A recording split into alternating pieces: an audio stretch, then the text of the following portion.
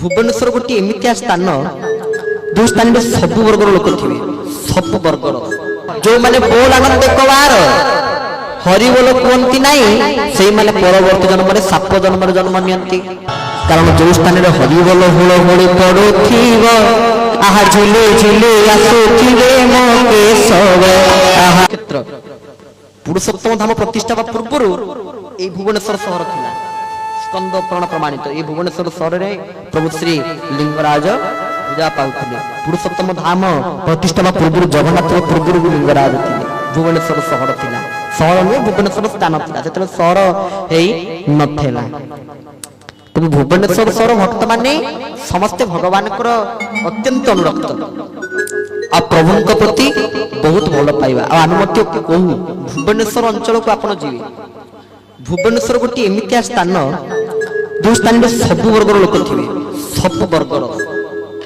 सब वर्गर लोक आप देखा पाइबे आजिकल गाँ गहली के आपड़ी प्रवचन करेंगे गोटे कौ गोटे कम करेंगे आप विरक्ति कहीं सी माँ मैंने बसवे पाटितुन करुवे आगे छोट पिला बसवे सी कुरकुड़ी मुड़ी मिक्सचर चबुवे नली खाऊे सी जो कथा आप देखिए आपको निजक ही भल लगे ना किंतु सहर ये गोटे फायदा कौन ना श्रृंखला समस्ते बसिक शुणा हंती टिके पार्टी शुभी न थाए आ गोटे कथा कहीदे सत्संग जी बस परस्पर भितर पाटितुन करती बाबा बाया बाया गीतार कहते सी परवर्ती जन्म बेंग जन्म जन्म नियंती बोले भक्त वस्त्र भगवान की ये तो गला जो मैंने बोल आनंद कबार हरिबोल कहती नाई से मैंने परवर्ती जन्म साप जन्म जन्म नियंती फ फ साप भाया होते किंतु किसी कथा कही पारु नथिबे से माने साप जन्म जन्म नियंती जो माँ मैंने हुलहुली दियंती नाई कि जो बाबा मैंने हरिबोल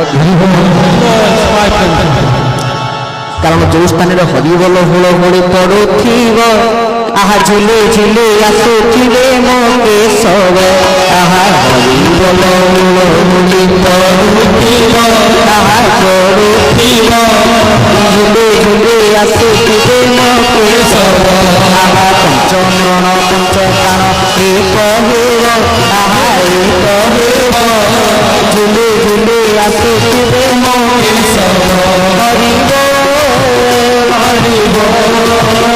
हरिबोल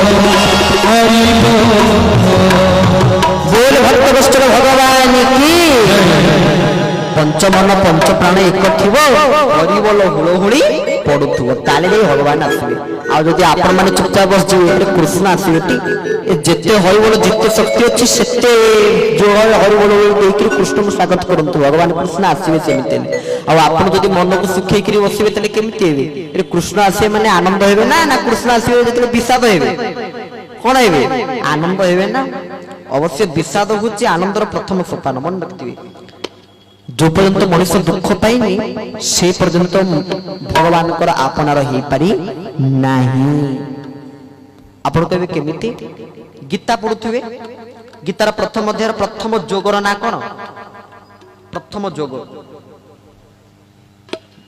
विषाद अर्जुन विषाद जोग प्रथम जोगर ना विषाद जोग आगे दुख रू गीता आरंभ होती आ गोटे कथा भगवान जहाँ को दुख दियंती ना प्रभु ताहां को अधिक भल पाती ये जो मैंने थे समस्त किसी ना कि दुख अच्छी कि कोठी मोर टे किसी पारिवारिक दुख अच्छी कि कोठी मोर शारीरिक दुख अच्छी कि कोठी मोर मानसिक दुख अच्छी कारण ये समय से कहले ना ना आज छाड़ी दबा कहर उद्देश्य हरि अनंता हरि कथा अनंता कहि सुनई बहु विधि सब संता भगवान उच्चते अनंत जानकर आरंभ नहीं कि जानकर शेष मध्य नहीं जानकर आदि नहीं कि जानकर अंत नहीं अच्छा जोटी भगवान कर आदि नहीं कि अंत नहीं जोटी भगवान कर आरंभ नहीं कि शेष नहीं तले भगवान कर कथार केमिति आरंभ रहिबो शेष रहिबो ताको कथा को की कहि सारि परिबे के भी कहि सारि परिबे नहीं मूर्तिका खंड चूर्ण करी के गणी पारे मने धरी से काई कृष्णर महिमा तले मूर्तिका खंड चूर्ण करी मूर्तिका खंड को चूर्ण विचूर्ण करबा द्वारा ता केतटी बाली रण होला आमे गणी परिबा तले जोटी साक्षात ब्रह्मांड माळ माळ कोई जालम कुपे विराजोई बोल भक्त वस्त्र भगवान की ବ୍ରହ୍ମାଣ୍ଡ ମାଳ ମାଳ ବହି। ବ୍ରହ୍ମାଣ୍ଡ ଗୋଟିଏ ନୁହେଁ, ମାଳ ମାଳ ବ୍ରହ୍ମାଣ୍ଡ। ତା ଭିତରେ ତ ଆମର ଅହଙ୍କାର ଦମ୍ଭ କଲେ ନ ସରେ। ଯଦି ମଣିଷ ଶାସ୍ତ୍ର ପୁରାଣ ପଢିକି କିଛି ଶ୍ଲୋକ ମୁଖସ୍ଥ କରିକିରି କିଛି ଜ୍ଞାନ ଗାରିମାକୁ ପାଇକିରି ନିଜେ ଆତ୍ମନିର୍ବାଣ ଦେଖିବାକୁ ବସିଛେ, ମୋ ଭଳିଆ ଜ୍ଞାନୀ କିଏ ଅଛନ୍ତି, ମୋ ଭଳିଆ ବିଦଗ୍ଧ ପଣ୍ଡିତ କିଏ ଅଛନ୍ତି, ଗର୍ବ କରି ବସୁଛି। କିଏ ଧନକୁ ନେଇକି ଗର୍ବ କରୁଛି, କିଏ ଜ୍ଞାନକୁ ନେଇକି ଗର୍ବ କରୁଛି, କିଏ ଯଶକୁ ନେଇକି ଗର୍ବ କରୁଛି, କି କୋଉ ପ୍ରକାର ଗର୍ବ କରୁଛନ୍ତି। ଅତି ବଡ଼ି ଜଗନ୍ନାଥ ଦାସଙ୍କର ଓଡ଼ିଆ ଭାଗବତରେ ଗୋଟିଏ ପଦ ଯଦି ଆପଣମାନେ ଭଲରେ ବୁଝିଯିବେ ନା, ତାହେଲେ ଗର୍ବ ଅହଙ୍କାର ଏସବୁର ପ୍ରଶ୍ନ ଉଠିବନି। ଗୋଟିଏ ପଦ, କଣ ସେ ପଦ? ନା ବ୍ରହ୍ମାଣ୍ଡ ମାଳ ମାଳ ହୋଇ ଯା ଲୋମ କୂପେ ବିରାଜେ। ଗୋଟିଏ ପଦ ଖାଲି ବିଚାର କରନ୍ତୁ, ମାଳ ମାଳ ବ୍ରହ୍ମାଣ୍ଡ। ଆଉ ଥରେ ବିଚାର କରନ୍ତୁ, ବ୍ରହ୍ମାଣ୍ଡ ହଉଛି ମାଳ ମାଳ।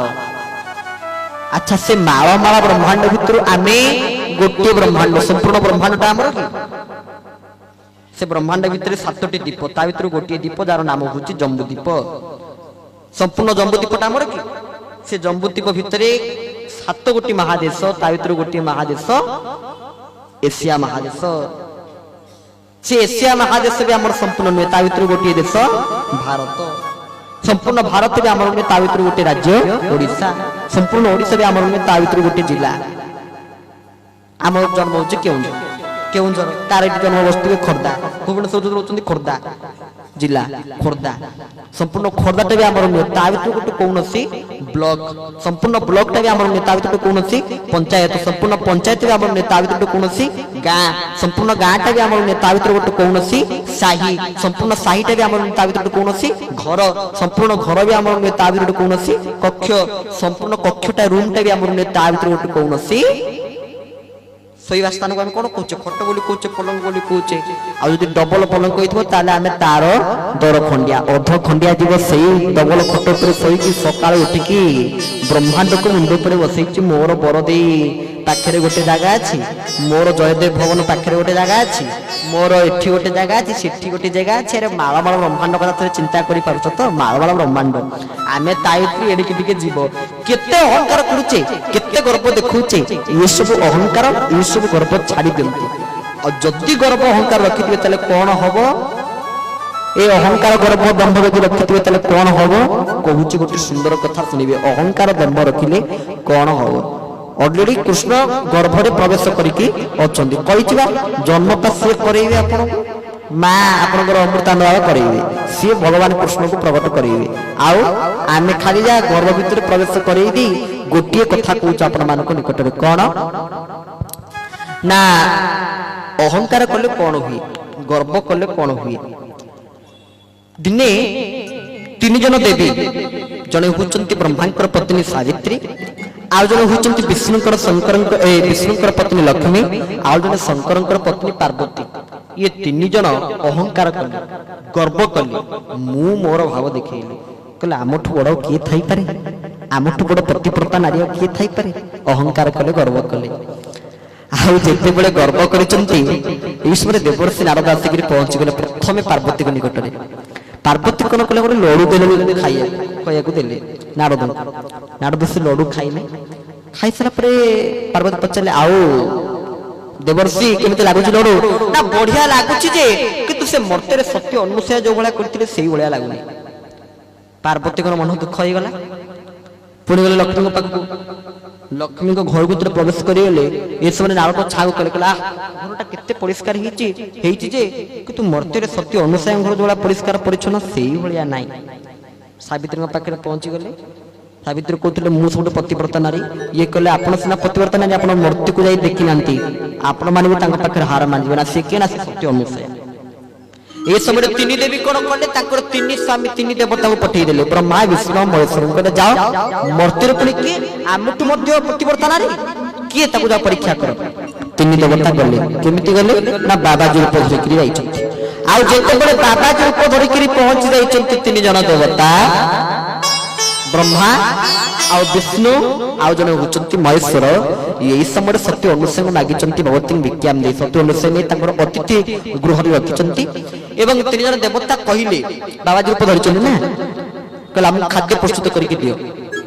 ଅନୁସୟା କହିଲେ ଟିକେ ଅପେକ୍ଷା କରନ୍ତୁ। ଏ ସମୟରେ 3 ଦେବତା କହିଲା, ନା ଆମେ ସେମିତି ଖାଦ୍ୟ ଗ୍ରହଣ କରିବୁ ନା। ତାହେଲେ କେମିତି ଗ୍ରହଣ କରିବେ? ନା ତମେ ଯଦି ଉଲ୍ଲଗ୍ନ ହେଇକି ରୋଷେଇ କରିବ ତାହେଲେ ଆମେ ଖାଦ୍ୟ ଗ୍ରହଣ କରିବୁ। ସତ୍ୟ ଅନୁସାରେ କଣ କଲେ, ସାଙ୍ଗେ ସାଙ୍ଗେ ଯାଇକିରି ପହଞ୍ଚି ଗଲେ ସ୍ୱାମୀଙ୍କ ନିକଟରେ। ସ୍ୱାମୀଙ୍କର ପାଦ ଧୂଳିକୁ ଟିକେ ଆଣିଲେ, ପାଦ ଧୂଳିକି ଆଣିକି ଧୂଳି କହିଲେ, କହିଲେ ଯଦି ମୋ ସ୍ୱାମୀ ସତ୍ୟ, ଯଦି ମୁଁ ପ୍ରକୃତରେ ପତିବ୍ରତା ନାରୀ, ତାହେଲେ ଆଙ୍କ କଥା କେବେ ବି ସତ୍ୟ ହବନି। ମୁଁ ଅଭିଶାପ ଦଉଛି ଇଏ 3 ଜଣ ବାବାଜୀ 6 ମାସର ଛୁଆ ହେଇଯିବେ। ଆଉ ସତୁକୁ ସତ 3 ଜଣ ବାବାଜୀ, ସେ ତ ବାବାଜୀ ନଥିଲେ, ସାକ୍ଷାତ 3 ଦେବତା ଥିଲେ, ବ୍ରହ୍ମା ବିଷ୍ଣୁ ମହେଶ୍ୱର। ଇଏ 6 ମାସର ଛୋଟ ଶିଶୁ, ଛୋଟ ଛୁଆ ହେଇଗଲେ। ଆଉ ଅନୁସୟା ଆସି ଖେଳେଇଲେ। ଆଉ ଯେତେବେଳେ ଦେଖିଲେ 3 ଦେବୀ, ଆରେ ପ୍ରଭୁ କୁଆଡେ ଗଲେ? ସାବିତ୍ରୀ କହିଲେ ବ୍ରହ୍ମା କୁଆଡେ ଗଲେ? ଲକ୍ଷ୍ମୀ କହିଲେ ବିଷ୍ଣୁ କୁଆଡେ ଗଲେ? ପାର୍ବତୀ କହିଲେ ଶିବ କୁଆଡେ ଗଲେ? ଖୋଜୁ ଖୋଜୁ ଯେତେବେଳେ ମର୍ତ୍ତ୍ୟର ଅନୁସୟା ଘର ସାମ୍ନାରେ ଆସି ପହଞ୍ଚିଗଲେ, ଦେବର୍ଷି ପହଞ୍ଚିଲେ। କହିଲେ ଆପଣଙ୍କ ସ୍ୱାମୀ ମାନଙ୍କୁ ଆପଣ ଖୋଜୁଛନ୍ତି କି? ନା ହଁ। ନା ଆପଣଙ୍କର 3 ସ୍ୱାମୀ ଦେଖନ୍ତୁ, ସେ ଅନୁସୟା କୋଳରେ ବସିଛନ୍ତି। ଆପଣଙ୍କର 3 ଜଣ ସ୍ୱାମୀ, ସେ ଅନୁସୟା କୋଳରେ ବସିଛନ୍ତି। ଏଇ ସମୟରେ ସାଙ୍ଗେ ସାଙ୍ଗେ କହିଲେ, ଏମିତି କଣ କହୁଛ?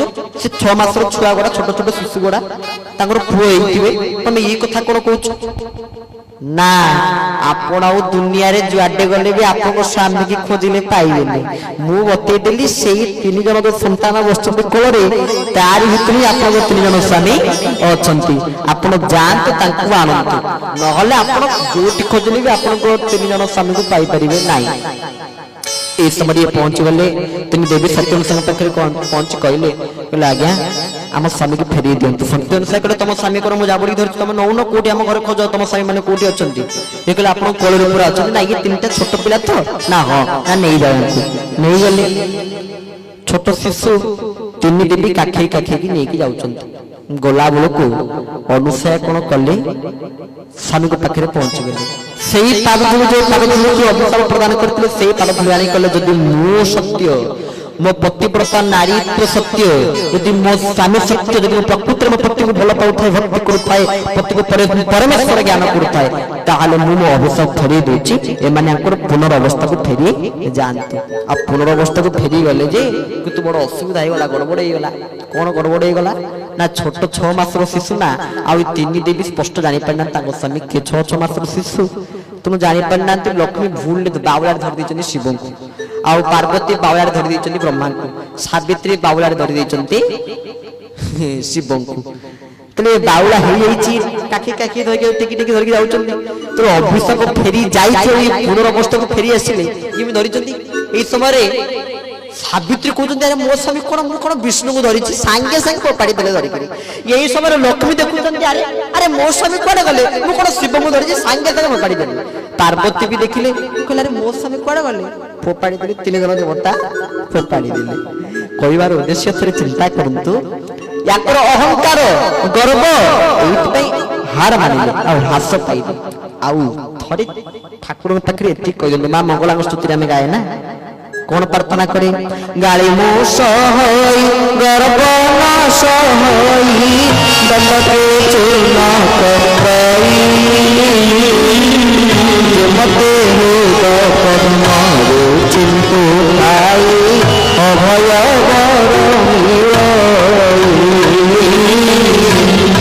মতে হৃদ পদ্মরে চিন্তু ঠাই, অভয় বর बोल भक्त वस्त्र भगवान की।